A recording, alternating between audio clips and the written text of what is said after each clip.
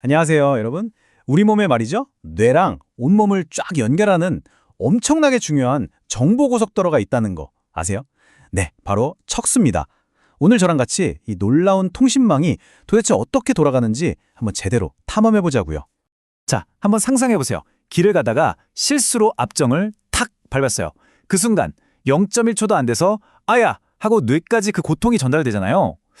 대체 어떻게 이게 가능한 걸까요? 바로 이 간단해 보이는 질문 속에 척수의 모든 비밀이 숨어 있습니다. 오늘 그 비밀 한번 시원하게 파헤쳐 보겠습니다.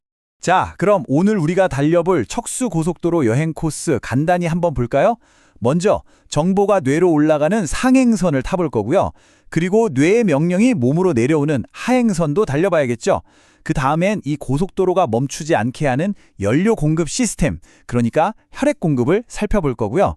마지막으로 만약에 교통사고가 나면, 즉 척수가 다치면 어떤 일이 벌어지는지까지 알아보겠습니다. 자, 첫 번째 구간입니다. 바로 우리 몸의 정보 고속도로, 그 기본 구조부터 시작하죠. 정말 간단하게 생각하시면 돼요. 척수라는 고속도로에는 딱 두 종류의 차선이 있다고 보시면 됩니다. 하나는 감각 정보를 뇌로 올리는 상행선, 또 다른 하나는 뇌의 운동 명령을 아래로 내리는 하행선. 바로 이 두 가지 흐름이 우리 몸의 모든 걸 컨트롤하는 겁니다. 좋습니다. 그럼 이제 본격적으로 상행선 차선부터 한번 달려볼까요? 그러니까 우리 몸 구석구석에서 느낀 정보들이 어떻게 저 위 우리 몸의 컨트롤 타워인 뇌까지 전달되는지 그 여정을 한번 따라가 보죠. 자, 상행선에도 여러 차선이 있는데요. 첫 번째는 DCML이라는 경로입니다. 이건 뭐랄까? 초고화질 데이터 전용선 같은 거예요. 예를 들어서 실크의 부드러운 감촉, 주머니 속 휴대폰에 찡 하는 진동, 아니면 눈을 감고도 내 팔이 지금 어디쯤 있는지 정확히 아는 거. 이런 아주 섬세하고 정교한 정보들이 전부 이 전용선을 타고 올라가는 거죠. 근데 이 초고화질 정보가 이동하는 경로가 진짜 재밌어요. 보세요. 감각 신호가 들어오면 일단 척수에 같은 쪽 라인을 파고 쭉 올라가요. 계속 올라가다가 저 위, 거의 뇌에 닿아서야 이 뇌 줄기라는 곳에서 반대편으로 싹 넘어갑니다. 이거 꼭 기억하셔야 돼요. DCML은 아주 높은 곳, 뇌 근처에서 교차한다. 이게 오늘 이야기의 핵심 중 하나입니다. 자, 그럼 두 번째 상행선. 이건 척수시상로라고 부르는데요. 이건 아까 그 초고화질 라인이랑은 성격이 완전 달라요. 우리 몸의 비상경보 시스템이라고 생각하시면 딱 맞습니다. 아, 뜨거워, 아야! 이런 통증이나 온도, 아니면 누가 툭 쳤을 때 느끼는 그런 둔한 감각 있죠? 이런 긴급하고 중요한 경고 신호들을 전달하는 전용선인 셈이죠. 그리고 이 경보 시스템의 경로에 진짜 정말 결정적인 차이점이 있습니다. 신호가 척수로 딱 들어오자마자 거의 그 자리에서 바로 반대편으로 X자로 교차해서 넘어가 버립니다. 보이시죠? 아까 그 DCML은 저 위 뇌 근처까지 올라가서 교차했는데 얘는 들어오자마자 교차하는 거예요. 이 교차점의 위치, 이게 두 경로의 가장 크고 중요한 차이점입니다. 절대 잊으시면 안 돼요. 자, 그럼 지금까지 본 두 상행선을 한번 정리해 볼까요? DCML은 정교한 감각, 척수시상로는 통증이나 온도 같은 경보 신호. 근데 진짜 핵심은 뭐다? 바로 교차 지점입니다. 하나는 뇌 근처에서 아주 높게, 다른 하나는 척수에서 아주 낮게 교차하죠. 바로 이 교차점 높이의 차이 때문에 나중에 보겠지만 척수를 다쳤을 때 정말 이상한 일이 벌어져요.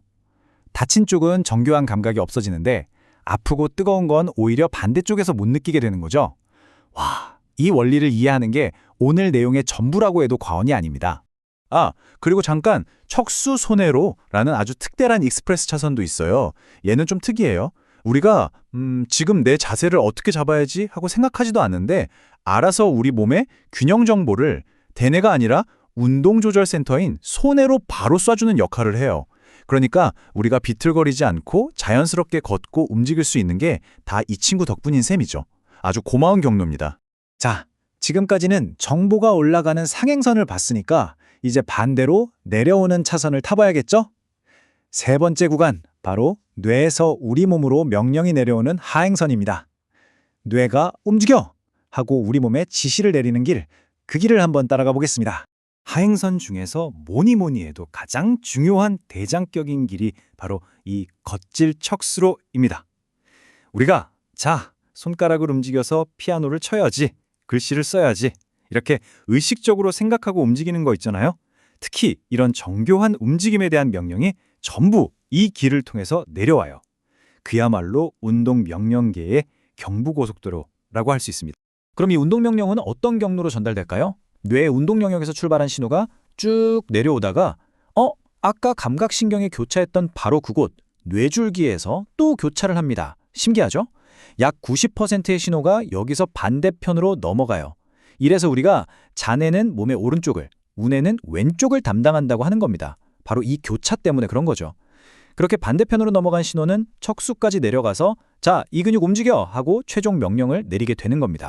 그런데 만약에 이 중요한 하행선 고속도로가 망가지면 어떻게 될까요? 이게 마치 지휘자 없는 오케스트라처럼 되는 거예요. 뇌에서 보내는 정교한 진정해, 이만큼만 움직여 하는 제어 신호가 끊기니까 근육 자체는 힘이 빠지는데 오히려 막 제멋대로 뻣뻣해지고 살짝만 건드려도 깜짝 놀라듯이 과하게 반응하는 그런 통제불능 상태가 되어버리는 거죠. 물론 이 경부고속도로 같은 거칠 척수로 말고도 다른 국도 같은 하행선들도 있어요. 이 길들은 주로 뇌줄기에서 시작해서 우리가 굳이 의식하지 않아도 알아서 자세를 유지해주고 균형을 잡아주고 누가 툭 밀면 넘어지지 않게 버텨주는 뭐랄까 우리 몸의 오토파일럿 시스템 같은 역할을 담당합니다. 자, 이제 네 번째 구간으로 넘어갑니다. 이렇게 복잡하고 중요한 고속도로가 24시간 내내 쉬지 않고 돌아가려면 당연히 에너지가 필요하겠죠? 맞습니다. 바로 고속도로의 연료인 혈액 공급에 대한 이야기입니다. 아무리 길이 잘 닦여 있어도 연료 공급이 끊기면 모든 게 끝장이니까요. 정말 중요합니다. 척수에 피를 공급하는 혈관은 아주 심플하게 딱 세 가닥이 메인이라고 보시면 돼요. 척수 앞쪽에 굵은 거 하나, 앞척수 동맥이 있는데 얘가 전체의 3분의 2, 그러니까 대부분을 먹여 살리고요. 그리고 뒤쪽에 얇은 거 2개, 뒤척수 동맥이 나머지 3분의 1을 담당하는 구조입니다. 아주 비대칭적이죠? 자, 그렇기 때문에 어느 쪽 혈관이 막히느냐에 따라서 나타나는 증상이 정말 드라마틱하게 달라집니다. 만약에 앞쪽 3분의 1을 담당하는 큰 혈관이 막히면 운동신경과 통증 온도감각 신경이 있는 구역이라 그 기능들이 마비돼요. 반대로 뒤쪽 3분의 1이 막히면 정교한 감각을 담당하는 DCML이 있는 곳이라 그것만 딱 사라지는 거죠. 어떠세요? 우리가 지금까지 배운 신경다발의 위치 지도랑 이 혈관이 먹여 살리는 지역 지도가 정확하게 딱 들어맞는 겁니다. 와, 모든 퍼즐 조각에 맞춰지는 순간이죠. 여기서 재밌는 사실 하나 알려드릴까요? 우리 허리 아래쪽 척수에 피를 집중적으로 공급하는 아담 키비츠 동맥이라는 아주 중요한 핵심 주유소가 있어요. 그래서 복부 대동맥 수술 같은 걸 할 때 의사들이 정말 조심하는 혈관인데 만약 실수로 이 혈관이 닫히면 하반신 전체가 마비될 수도 있는 엄청난 위험이 있습니다.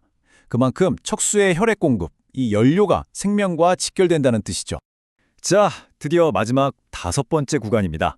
바로 교통사고, 즉 척수가 손상되었을 때 나타나는 증상들을 살펴볼 건데요. 지금까지 우리가 열심히 달렸던 상행선, 하행선, 교차점, 혈액 공급, 이 모든 지식을 총동원해서 실제 상황에 한번 적용해 볼 시간입니다. 준비되셨죠? 자, 그럼 여러분께 드리는 문제입니다. 한번 집중해서 풀어보세요. 만약에 어떤 사고로 척수의 오른쪽 절반만 딱 손상되었다고 가정해 봅시다. 그럼 과연 우리 몸에는 어떤 증상들이 나타날까요? 지금까지 배운 내용, 특히 그 교차점을 잘 떠올리면서 한번 추리해 보세요. 자, 정답을 한번 확인해 볼까요? 손상된 부위 아래쪽으로 정말 신기한 증상들이 섞여서 나타납니다. 먼저 다친 쪽인 오른쪽을 볼게요. 여기서는 운동 기능이 마비되고 진동이나 위치 같은 정교한 감각이 사라져요. 왜냐? 이 두 경로는 아직 교차하기 전이니까요. 오른쪽 길이 끊기면 오른쪽 몸에 문제가 생기는 게 맞죠. 그런데 진짜 반전은 이거예요. 아프고 뜨거운 걸 느끼는 감각은 엉뚱하게도 반대편인 왼쪽에서 사라집니다. 왜 그럴까요? 그렇죠. 왼쪽 몸에서 온 통증 신호가 척수에서 오른쪽으로 교차해서 올라가고 있었는데 바로 그 오른쪽 길이 끊겨버린 겁니다. 그러니까 왼쪽 몸이 아픈 걸 못 느끼게 되는 거죠. 와, 이렇게 신경 경로에 대한 해부학적 지식이 실제 임상 증상을 완벽하게 설명해낸다는 거 정말 소름 돋지 않으세요? 그래서 오늘의 핵심 결론 딱 한 문장으로 정리해드립니다. 바로 각 신경 경로가 대체 어디서 교차하는가? 이걸 아는 것이 척수 손상이라는 복잡한 암호를 푸는 유일한 열쇠라는 겁니다. 이 한 문장만 기억하셔도 오늘 내용은 전부 가져가시는 겁니다. 자, 오늘 우리는 척수라는 정말 경이로운 우리 몸의 정보고속도로를 함께 달려봤습니다. 하지만 마지막으로 이런 질문을 한번 던져보고 싶어요. 만약 이토록 정교하고 복잡한 고속도로가 한번 망가져 버린다면 우리는 과연 끊어진 길을 다시 잇고 내비게이션을 다시 켤 수 있을까요? 이 질문의 답을 찾는 것, 이게 바로 오늘날 신경과학과 수많은 연구자들이 씨름하고 있는 우리 모두의 미래를 위한 숙제가 아닐까 싶습니다.